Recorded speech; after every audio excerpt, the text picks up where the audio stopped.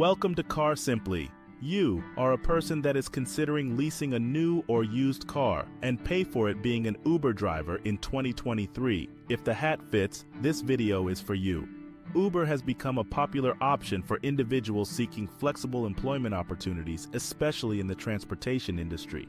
One of the key decisions for aspiring Uber drivers is whether to lease a car specifically for this purpose.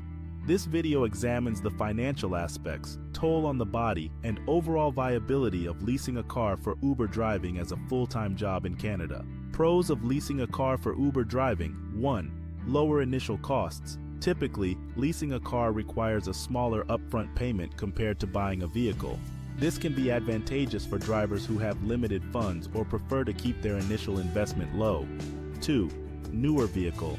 Leasing often allows drivers to access newer car models with the latest safety features and technology. This can enhance the overall driving experience and potentially improve passenger ratings. 3. Reduced maintenance and repair expenses. Many lease agreements include regular maintenance and repairs within the contract, relieving the driver from unexpected costs. This can be particularly beneficial for full-time Uber drivers who put significant mileage on their vehicles. 4. Tax deductions. If you're in Canada, as an Uber driver, you can claim tax deductions on lease payments, fuel costs, insurance premiums, and other related expenses. These deductions can help offset the financial burden and reduce your overall tax liability. Cons of leasing a car for Uber driving. 1. Monthly lease payments. Unlike owning a car outright, leasing requires monthly or weekly payments. These fixed costs can eat into the driver's earnings, especially during periods of low demand or unforeseen circumstances that prevent them from working. 2. Mileage restrictions. Most lease agreements come with mileage restrictions. Exceeding the allotted mileage can result in additional fees, limiting your flexibility and potentially affecting their income.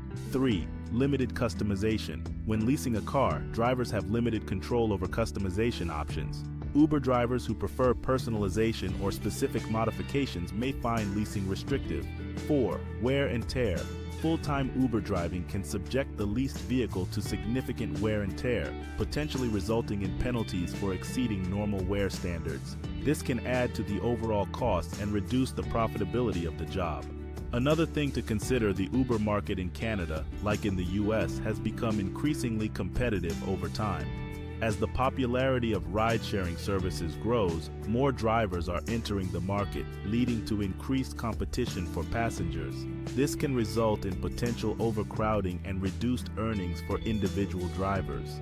While the demand for rideshare services continues to exist, you should consider the potential saturation of the market and the potential impact on driver earnings. However, market dynamics can vary depending on location and demand, so it's crucial to research and assess the specific market conditions in your area before making any decisions. Another aspect you should consider is the toll on your body. First, long hours and physical strain. Uber driving can involve long hours behind the wheel, leading you to physical strain, fatigue, and increased risk of musculoskeletal and lumbar issues. Extended periods of sitting and repetitive movements can take a toll on your body. Then, there is the stress and mental fatigue. Dealing with traffic, demanding passengers, and managing your time schedules can contribute to stress and mental fatigue.